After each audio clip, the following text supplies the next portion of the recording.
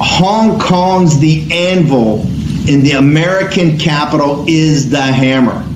We should very simply, and I've said this over and over and over again, and this is what the Hong Kong people want. They want their freedom. They don't want to live in a gulag, which this is becoming. They want their freedom. They understand the only way to get their freedom is break the Chinese Communist Party. Number one, stop any trade relationship we have with them. Number two, limit and shut down the exchanges so they can't get access to the U.S. dollar.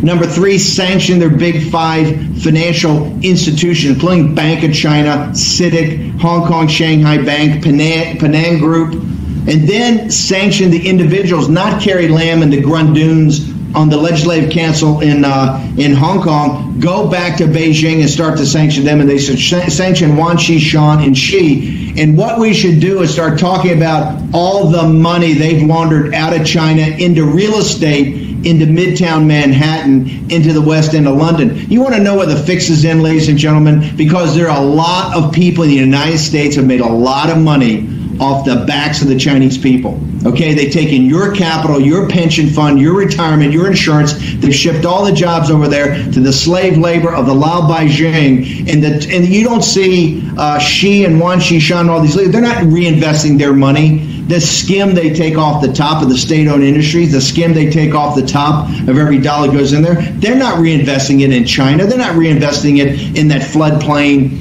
of the Yangtze River and the Three Gorges Dam, where they could care less if 100 million people die in this massive flood, this historic flood. They're laundering their money back through H&A and these corporate on-bond insurance company, H&A. It's all out there in the public. They're laundering that money into real estate in Midtown Manhattan and other investments in the United States in the West End of London. The heads of the Chinese Communist Party, the families that run it, are orders of magnitude wealthier than the Kingdom of Saudi Arabia, princes, Kuwait, Bahrain, UAE, Qatar. That's all chump change. This is real money, okay?